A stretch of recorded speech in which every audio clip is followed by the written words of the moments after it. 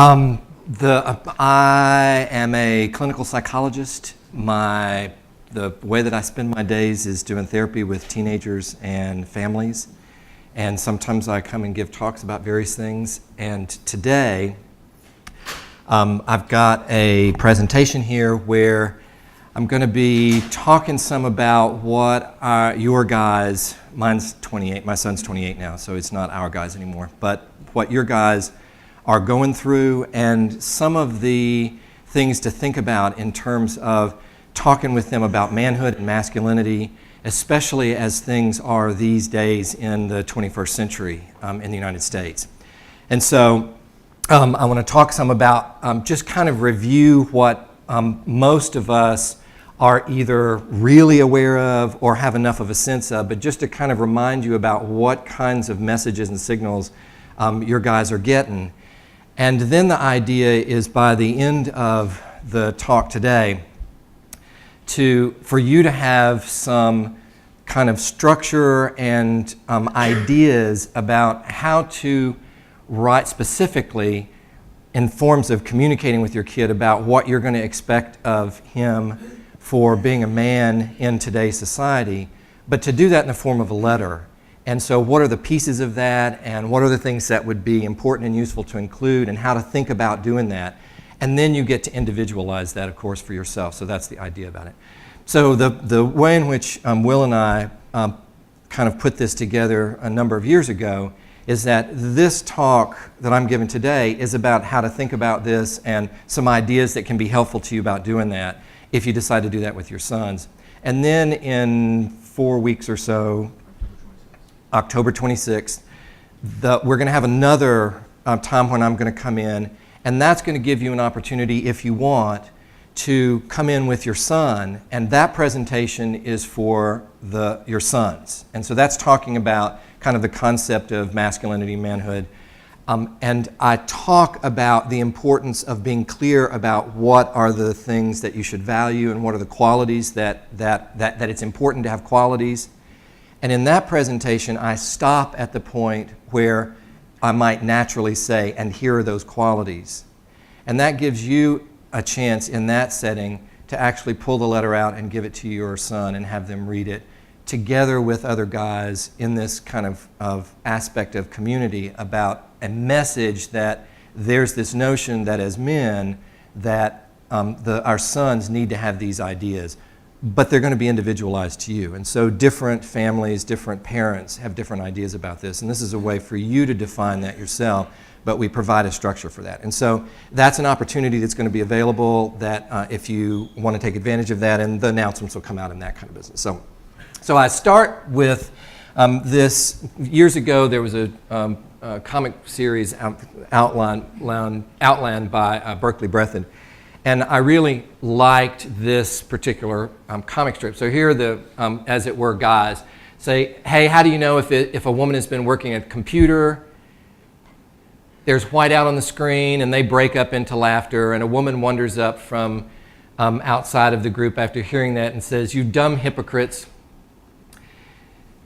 You mock the half of humanity that makes your graceless existence bearable. Men should pause for one moment, take another long, hard look at the very thing that brings meaning to their meaningless lives.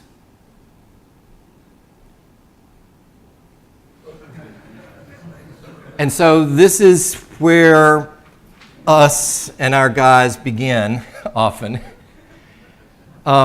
There are these differences. While the distinct differences that are imposed culturally have started to change, and in a very good way for guys because of how it frees us up as guys to be able to be more kind of broad and rounded as people, but also for women because it provides more opportunities that have been closed off for them just based on their gender.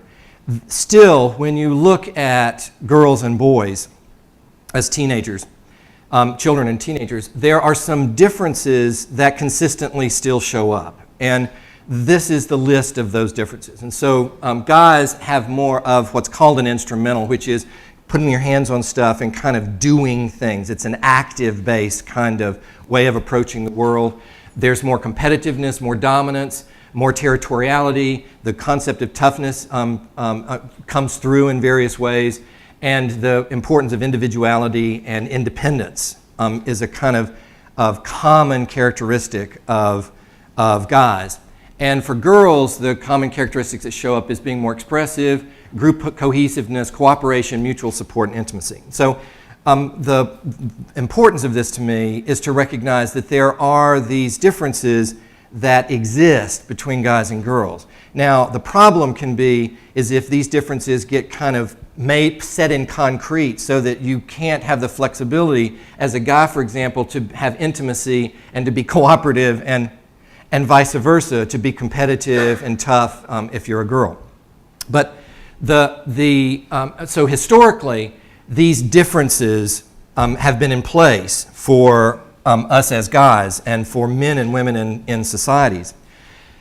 But the challenges that we have faced and increasingly our kids face are the kinds of threats to a traditional view of manhood. So those characteristics that I was talking about, you can see kind of formed the basis of social expectations and roles, deciding that's how guys have to be. Those are characteristics of typical guys and typical girls, but culturally we started saying, and so you have to be like that as a guy and you have to be like that as a girl. Well, with the kind of challenges that are in place now and the opening up of the world, both in terms of the global economy, but also in terms of the challenge and competition that exists out there, there's a whole bunch of things about how the world is structured and organized that make a number of those being kind of trapped within that very specific definition of manhood and masculinity actually a problem with being able to be successful in the culture and in, from my purposes, the economies that your guys are going to be operating within. And so that's things like because industrialization shifted to technology, the traditional benefit of being more muscular and the strength difference between men and women has disappeared almost completely. The global economy has opened up competition for not just in this school and not just in this community and not just in the country, but the entire world. There's the modern employment model. I'm just going to skip through some of the things. The whole issue about equality, which is absolutely vital for us to be able to take advantage as a culture for the kind of contributions that men and women can make to the culture and to our society. But what that did was break apart all of the kind of clear roles and expectations about men do this and women do that. And so it's just floating around out there and creating a whole bunch of confusion. There's confusion for us as parents, but there's also confusion, especially for our kids, about how it is that they're going to kind of demonstrate, for our purposes in this talk, the idea that they're a guy, the idea that they're a man, about what masculinity is about, the adolescent culture, the feminist revolution, in the sense that the traditional view about being able to rely on your role in relationship to women has changed dramatically, necessarily, but confusingly. I think, and primarily for me, that's a characteristic of the United States has been that we don't have a unified cultural kind of framework that we operate from, and that is the glorious strength of the United States and the democracy that we have. But the downside of it is that those umbrellas, those cultural umbrellas that everybody bought into, helped people know what you were supposed to focus on and what things that the society and the civilization had identified as important across generation after generation. So we also don't have that. And what that means is that the idea of trying to figure out and know, hey, I've made it, I'm a man or I'm a woman, is gone. It has to be self-constructed. And if you leave self-construction of things like that up to your teenage guys, then you'll end up with, and I'll get to that in a minute, about the different ways that they try and struggle to have a sense that what they need to do and be to be a man. And often it's tagged to things that are not necessarily constructive and potentially problematic. And so there's, related to that then, there's no transition to manhood. There's no rite of passage. Cultures up until the modern age, every single culture that's ever been studied and ever been known has a definitive point that the society identifies and puts their guys through to let them know they've made it to the manhood side. The idea about this letter writing is a minor, small, but specific way to identify, for you to be able to identify your kid and structure a way to talk to your guy about how to think about this and what that would take. So that's what's underlying this. So then I want to just kind of flip through how it is, since our guys are looking for ways to figure out what is it that it takes to be a man, how do you do that? They're going to, like all of us do, look for role models. And there are the kind of things I'm going to give some examples of for you to just reflect on, is that there are these archetypes that have always been around in our society from across thousands of years. Then there are these stereotypes that are more modern that kind of are out there that our guys rely on. And then there are the actual role models that exist. And so archetypes that you recognize immediately are the king, warrior, magician, lover. These show up in literature. These are like kind of themes of things. So there's this kind of larger notion about these traditionally masculine male roles. Then there's stereotypes, which is that kind of genteel patriarch, which these days is really the company CEO. It's the kind of similar thing. The heroic artisan, the self-made man, these are things you can almost immediately recognize. And then there are the role models that our guys are exposed to.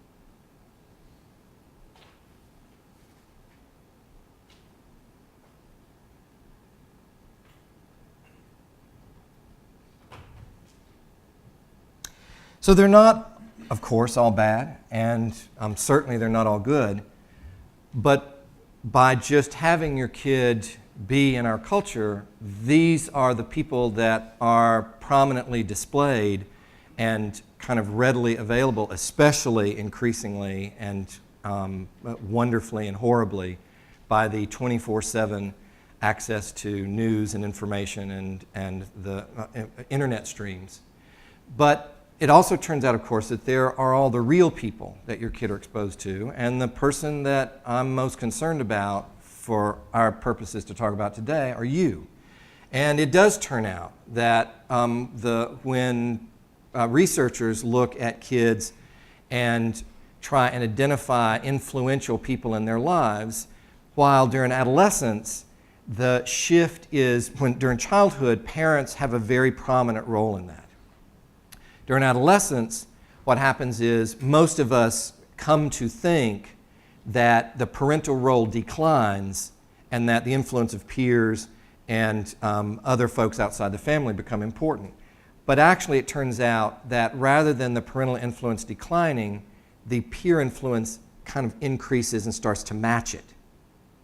And that's a really important thing for you to appreciate, is that regardless of the fact that your kid is going to start moving outside in their push for independence, which is what they're supposed to be doing during this stage, that they're watching and paying attention to and being influenced by what you do. And so the problem which we run into is in today's society, especially in America, especially without this cultural umbrella, is that we're then forced to figure out how to do every little thing ourselves. Parenting these days means that you can't just rely on the fact that everybody, when your kid says, I'm not going to do that because I don't want to, and they know that there's 15 different variations about how people are doing that, rather than everybody's got the same expectation. All parents don't have the same expectation. And so that's glorious because we have all of the freedom to be able to construct our families as we want to. But the downside is that it's an awful lot of work for us as parents because you have to actively do everything.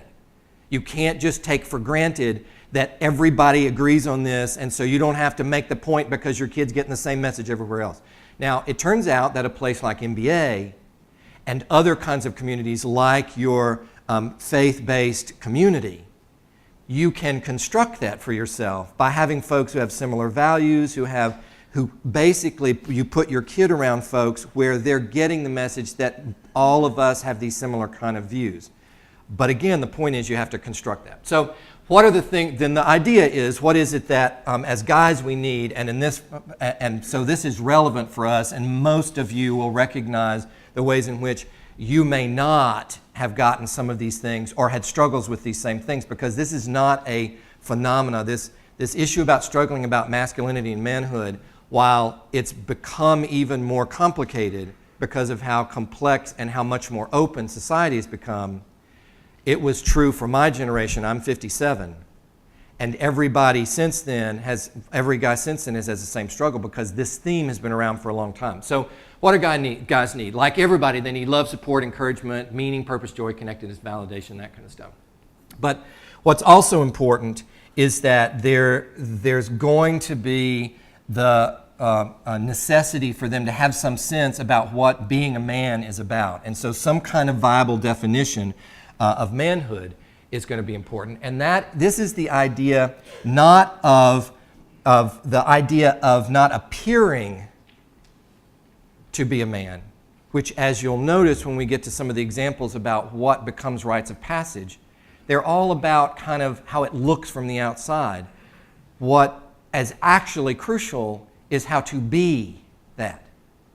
And that's where the communication from you as a father becomes really important and potentially valuable, is that you get to be able to communicate to your kid, this is how you should be, this is how you are as a honorable man, not this is how you appear and this is the kind of trappings of that.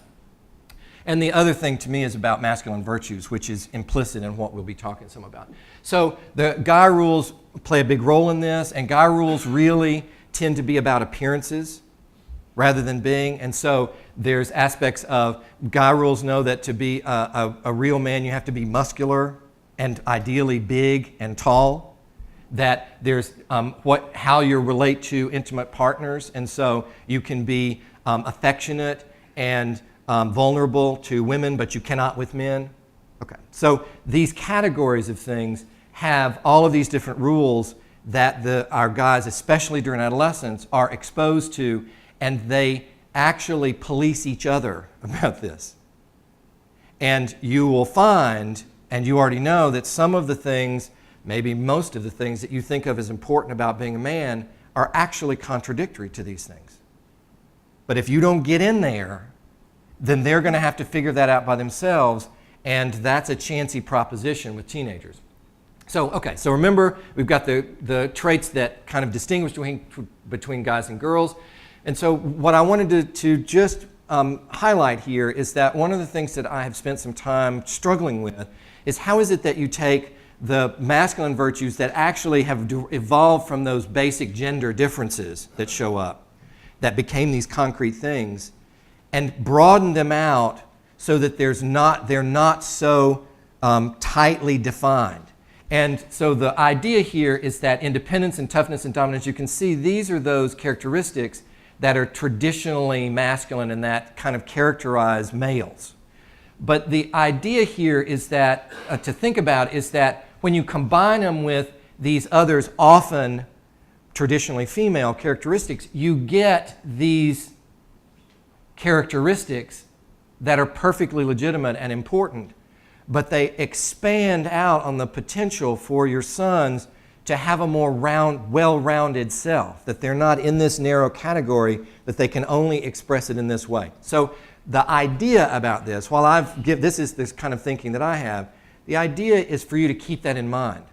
Because if you stay too tightly connected to the specific kind of interpretation of traditional masculine values, you will hamstring your kid because they will not be able to survive in the workplace if they try and live by those values. Because they're dealing with women, and they're dealing with a cooperative environment, and they're dealing with a competitive context that is global rather than local. And it's overwhelming, and it's demoralizing, and that's why there's a lot of male depression if you get stuck in those rigid categories. Okay. Another kind of aspect of things that guys are going to need is how you actually have the sense that it's legitimate to have a male identity. One of the problems with the important and crucial changes in the recognition that women are equally capable of the broadest range of things that men are capable of is that it can turn out to be that traditional masculine virtues are started to talk down. That when you think about those narrow categories, that it is diminished and not valued. And so the other thing for me is that there is value and importance to the traditional masculine virtues and the importance of manhood as an identity. But again, how you define that, if you define manhood as an identity that requires you to diminish that of women, you're in trouble. You're in trouble in relationships, you're in trouble in our culture, and you're in trouble in being a well-rounded person. But, okay, so the idea here is to make sure that that your guys appreciate that there's not this kind of, if men have less kind of significance of role in society, that women have more, that it's one or the other, that you're giving up if you if you have to acknowledge somebody else. And so that's a concept that becomes really important. The full range of emotional experience and expression, which is a traditional problem for us as men. It was necessary back in the hunter-gatherer period when you had to chase down a buffalo and wrestle it to the ground and stab it to death. You can't afford to stop and cry and be upset because something happened. But the cost of that was that it made you emotionally stunted. Back then, it was a good trade-off. Today, it's a problem. And so, again, you have to think, it's important, I think, the argument I'm making is that it's important to think about the value and centrality of being a person who can actually recognize and legitimize their emotional life and their vulnerabilities and to be able to express them. And then we run into, as I've mentioned before, the problems with the lack of rites of passage. And those are the rituals that traditionally in the past, once a guy moves through those, they from that point on, know for sure they've stepped into the role of manhood in society. It's expected of them. The tasks of manhood are expected of them. We don't have that. It's just one kind of gradual transition to another. And so creating some artificial points at which you say, it's time for you to, and then acting in that way for identifying for your kid about that it's time to do that, and what those things are, and that this is the time to start doing that. So again, in a very subtle way and a low-key way, that was the concept about the potential of writing a letter, because it's a very definitive thing. And of course, the idea of moving into manhood is that you start having responsibilities as an adult member of the community about what you're supposed to contribute. And so you're not then still being dependent on other people. You're still not like sitting around and let other people do stuff for you. You assume responsibilities for doing that. So the rites of passage have different kind of characteristics, and it's also possible for you, if you are so inclined, to actually create a ceremony of sorts to do this with your kid. This is not what I'm talking about today, but there's some resources out there, and on the resource list, you'd be able to find, if you wanted to actually take your kid through that, at the point at which you want them to recognize that. And I think about that as the senior year, kind of when they're graduating and launching to that next phase. But that depends on you But the point is that you can do that, and there's particular aspects of that that are there. The kind of ways that kids now, and for some time in our culture, have tried to find a way to feel like they're more adult is, of course, first just being able to have an adult body. Driver's license important. Sex has traditionally been like the way for kids to try and have a sense that they've moved into adulthood. So there's different kinds of aspects of that. There are some communities that actually still have the rites of passage built into their traditions. But for most of us, it's not an issue. Okay, guys also have to have some kind of sense of being effective in the world and competent and that kind of thing. Another piece that's particularly problematic for us as guys because of the old rules is about affection and physical contact with men. As you all know, even if you're comfortable with it, you know you had to become comfortable with hugging guys and touching guys and being in physical contact with guys. And I'm going to tell you, as human beings, that is a deprived state for us. As men, that is a historical problem that contributes to struggles that we have with intimacy with women when you're heterosexual. And so this notion about the idea of paying attention to that your guys are going to be affection-starved with guys means there's value about you starting to have ways to be in contact with your guy. That's with hugging, and that's with kind of putting your hands on them, put your hand on their shoulder, those kinds of things. Okay, so then with all of that being said, and Will, I'm stopping at what time? Okay, so 8. Okay, so the idea then, with all of these things that are going on, the concept that I started to think about was how can there be something that's not some elaborate ceremony, which you can do, but that takes a whole lot of planning and dedication and that kind of stuff. And the question is whether it's necessary as opposed to useful. And so what I thought about is that there is all kinds of potential value to being able to write to your kid in a more formal way what it is that to you expect of him as a man by the time he gets to be the point at which you're going to say you've now reached it. What are they looking for? What are they working toward? And across the high school period, I think about that as the kind of early phase of high school, adolescent age for guys, is saying things in the form of, this is the kind of thing you should be working on in the next couple of years. Now, you can also then at the end of this phase say, I'm really proud of you having grown into this kind of man. The part that I'm talking about really today is about anticipating for them this. By writing a letter, it says, here are the things that you should be paying attention to, that you should be working on, that you should be starting to manifest, because this is what a man does. This is how a man is. And so that's the idea of the letter is for inspiration and guidance and validation and actually defining what it is. And it also gives you yet another time to be more formal in your statement about the values and ethics and morals that you have and you expect of your kids. But the other piece that's really important is that this is a keeper. You can have this as a conversation, and it will be potentially a conversation. But to have that concretely goes into the special box with the things that you keep and then you look at later and that they refer to even as an adult. It's an opportunity for that. So the aspects of writing a letter that become important are what I'm talking about here in developmental considerations. Is what you would say to a 7th grader, a 6th or a 7th or an 8th grader, is different than what you would say to a 11th or 12th grader, even though the basic content would be similar. And so you have to take into consideration about where your kid is developmentally. And so if they're in the front end of adolescence, then this is more about these are the things that here's some that you show already, and here's the things that I think it's important for you to work on. That notion about appreciating where they're at developmentally.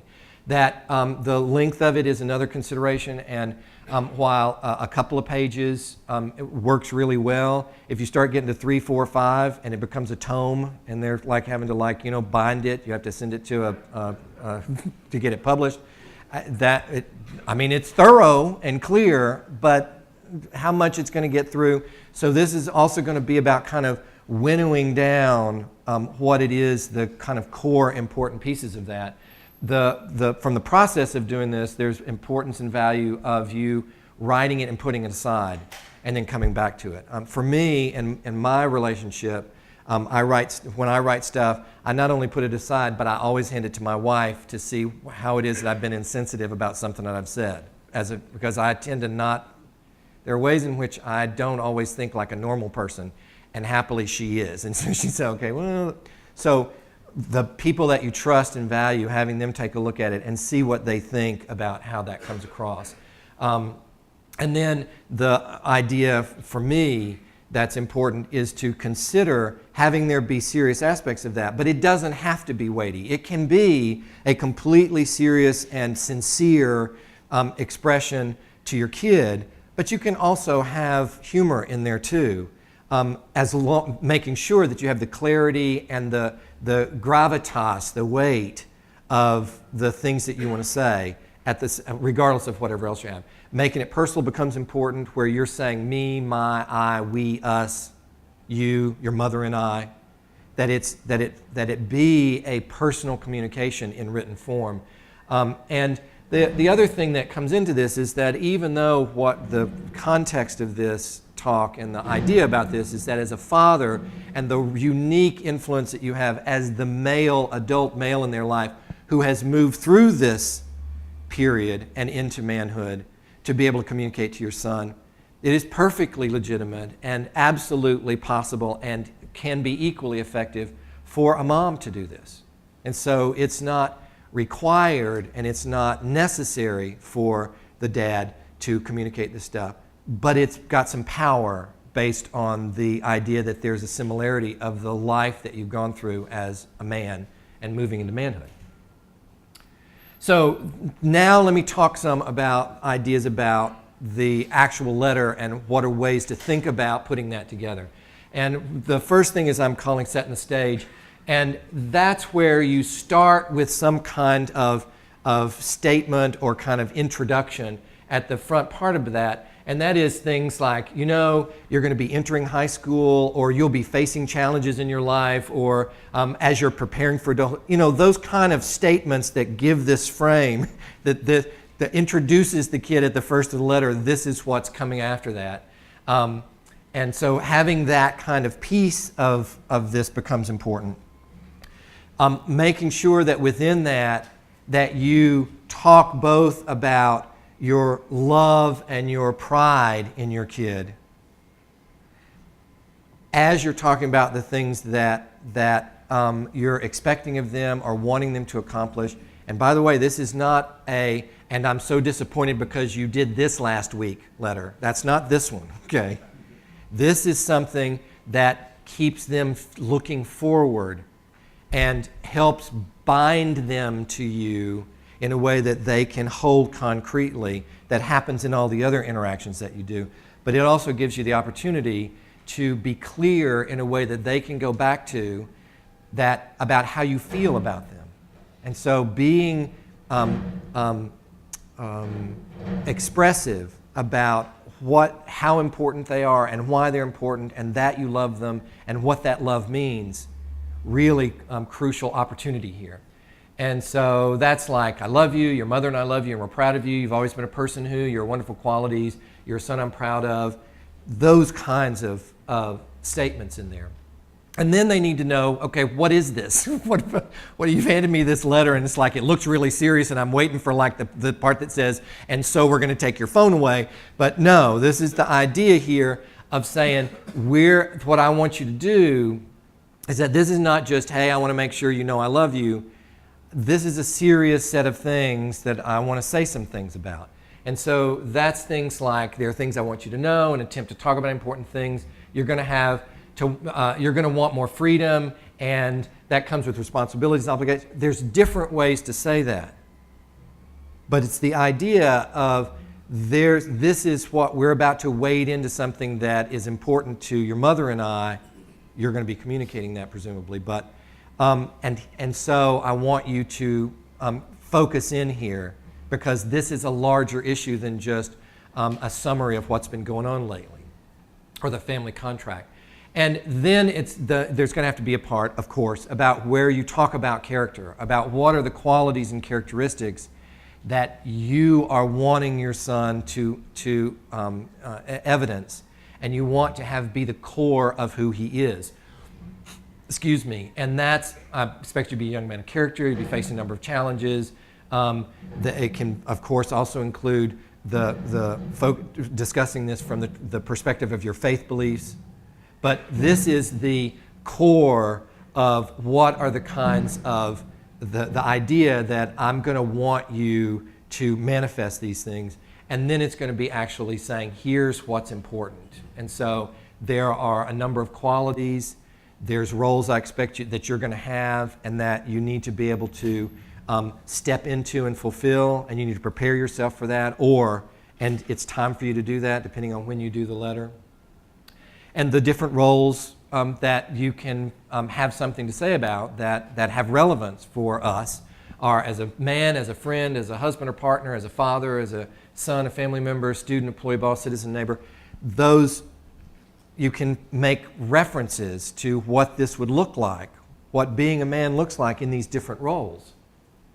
And then there's also areas of life that are worth commenting on, and that as a man, what love looks like, and what school and work and friendship and marriage and partnership and sex and alcohol and drugs and community, and it's this notion about what are the things in these various domains of our lives, in these various parts of ourselves that you are expecting of your kid, and it gives you a chance to reflect on this and craft it so that it sounds, that it gets at what's really important to you, and that it sounds the way you want it to sound. And so that's also the value of putting this down in writing, is it helps you be able to be clear about that rather than kind of wander through a conversation about that, which has merit. But clarity and specificity about this has real value and potential importance. And it's also important in that letter, in my mind, to say there's going to be challenges that you're going to face. And so it's not like you just become a man, it's that there are going to be mistakes, and when you face challenges, you want to help your kid anticipate that manhood is not about achieving it and then, you're like, the paragon. That it's a struggle. But these are the core things that you use to keep coming back to and to reference through about how you make decisions and how you repair things when you screw up. All of those kind of qualities. And then there is an aspect of this to me that I think is important, is you making an actual commitment to your son, how you're going to be there for them, what you expect. You can count on me when you need something. That you remind them that this relationship, even when they move into adulthood, is one in which you are there and available to them. And just make sure that this is a concrete way to say that. And as you might imagine, the idea for me is that you end this by talking about how much you love them and how important they are and how what it means to have them in your life. All of those kinds of things. Okay. So those, and they should, those kinds of this structure should be in the handouts. Also in the handouts, there is a link to go to my website, which has got a whole bunch of different information, which I may remember to say later, but there's a specific link to get to this handout, and depending on how many pages of it will printed, because there's a lot, there's potentially more on the website. So this has got a whole bunch of different things, both specifics from the talk here and pulling from the PowerPoint, but also different examples of poems and resources where you can find information and examples of people writing to their sons, writing to their kids, values, that kind of stuff. There's a whole bunch of stuff that's related to thinking about what you want to put into this. So that's there. But one of the things that is particularly striking to me about this whole issue of manhood and masculinity is that for me and for most of us, we didn't get this. And often, you can even be as old as I am and still have that area where you're not quite confident that you've quite made it to being a real man. That is the problem of not having a cultural way to define that, is that you can drift across your adulthood as a man and still have these doubts and insecurities. And that's the nature of how most of us were brought up, because this stuff was not happening and we don't have rites of passage. And you can still do this. Your own struggles don't mean that you can't be clear with your own kid and communicate that. And depending on your own comfort, you can even talk about why this is important because of how you struggled with trying to figure that out without having some kind of guidance or clarity or a roadmap for that. And so it's not necessary for you to have already resolved and be clear and be absolutely secure in your manhood and masculinity to be able to help your kid with that. Luckily, much of parenting is like that in many areas, that we have lots of ways that we haven't quite made it, but that doesn't mean we can't be clear and consistent and helpful to our kids in doing that, even if we've got our own struggles. So this is in that same category. The other thing about kids, to me, that's related here in the aspect of manhood and masculinity is that it's a pain in the ass that you can be held accountable because your kids are suddenly looking at you. And so there are these ways. The frustrating thing, one of the frustrating things for me as a parent of an adolescent back when my kid was a teenager, is that I'm saying stuff to them that I believe and I know is important, and I'm realizing I'm not living up to it. And then it gets worse when your kid actually calls you on it because they're there and they know it and see it. And because there's all kinds of reasons I had about why it was okay and this was an exception, and it was like, okay. So this is just another category where that's going to happen. It's coming, depending on the age of your kid, you've already experienced it. But so the horror and the beauty of adolescence, kids, is that they help us reassess our own accountability. And that's frustrating and annoying, but it's also one of those ways that you can reassess and kind of come back to the things that are important and make sure that you're back accountable to yourself. So that's a piece about this too, which you're likely to find as you're starting to write this, you're going about some of these things, and it has the opportunity for that. The other aspects of this is about it's really important for you to be present in your kid's life, and this is one of the ways to do this. That this is a very focused, intense thing when your kid gets this letter, especially if you don't typically sit down and talk with your kids about stuff, and most of us do not. Even as a therapist who's an expert in teenagers and doing this kind of stuff, there was not like we had our weekly serious meeting where we'd sit and we'd be like bare our souls and like talk about deep psychological things. No. Okay. So this has a really important, powerful piece about that, and it's an opportunity to do that, but it means it's important for you to appreciate that you need to be present when you're doing this. If handing this to your kid and walking off, you don't have to come to this other presentation, but this is a significant communication. And so it's like, put some frame around that so that you are not distracted and you're present in the presentation of that. Another piece of this is that it's very easy these days to have kind of cynicism and fears and pessimism and insecurities about how things are going to happen. This is not the time to communicate that to your kid. This is a letter about what is hopeful and promising and the potential. Have those kind of fearful, pessimistic, cynical talks as talks so that you can hear them, but they can also float away. The letter is something that has more, that you want more significance to. Oh, and this is from last year or something. So this year's the 26th, did you say? Yeah, we've actually bracketed it. So I told you the 26th, he said the 28th. It's the 27th. Okay, don't pay attention to this at all. Friday, 7 o'clock. You'll get an email. Okay, that's what you'll do. And then the idea, I love this one, which is that There's an official man hug. Okay, so I came across that. This is a way to find on my website, the drjameswellborn.com. If you'll go to the public speaking page, and then in the father-son, starting out in the road to manhood, Measures of a Man right there, you'll find the handout for that. There's a survey on my website. This is the direct link to that.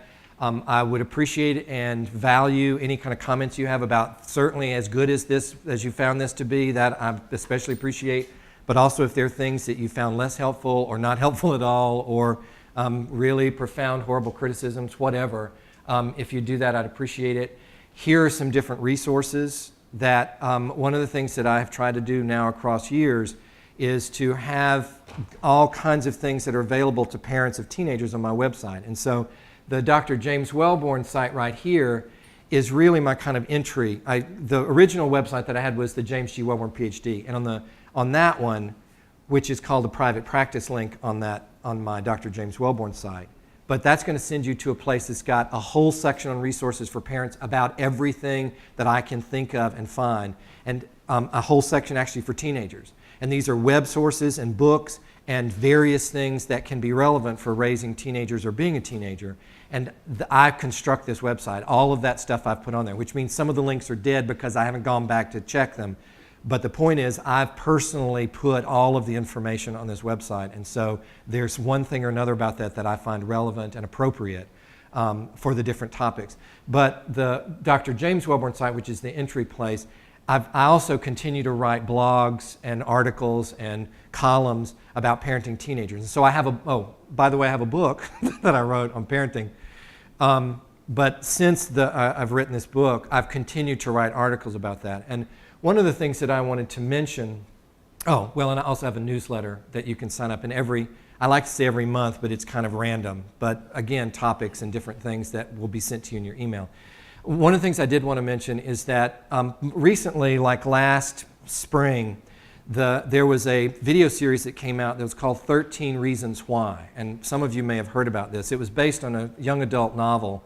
And it was a story of a girl who committed suicide. It's a fictional story about a girl who committed suicide.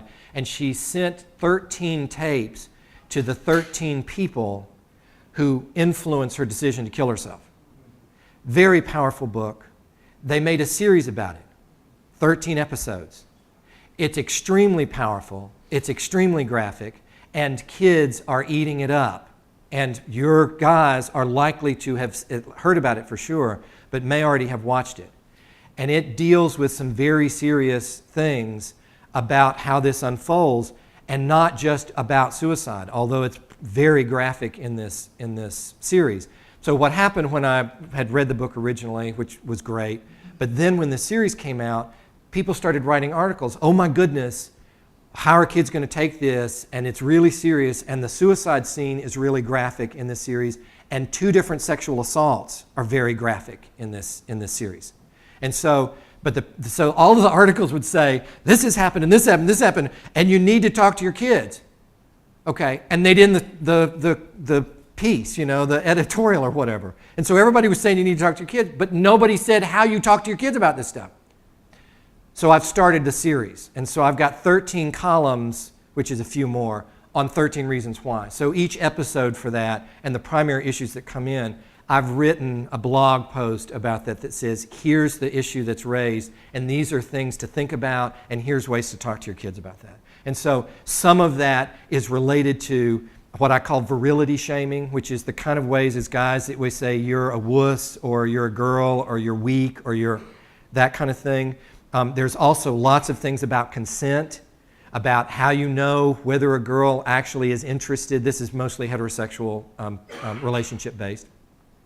That gay shaming, which is another thing that we do as guys, which is way you put down other guys, is all the different accusations about being homosexual and about how to talk with your kids. This is for girls and boys, but it's relevant for us. So there's some pieces of that actually are directly relevant for the manhood and masculinity stuff, but it also may be some value to you otherwise. And I think, and I made it right on time. And the absolutely crucial thing to me is that you don't forget to enjoy your kids. It's so serious. And there's no matter, as parenting, like being educators and being parents have a similar dynamic. And that is that no matter what your kid has achieved, you've moved on to the next thing. And by necessity, because there's always something else to be worked on until you run out of time. But the problem with that is that you can often forget to stop and say, look how far my kid has come. And look how far we've come. And so it can look like they're always not there yet because the nature of the job is that. But I want you to be careful about that. And I also want you to appreciate that while parenting our teenagers I consider to be a very serious job, it's also fun and funny, and you can laugh at them and punish them at the same time. There's lots of ways you can do that. Some of them you can find in my book for examples about how to do that.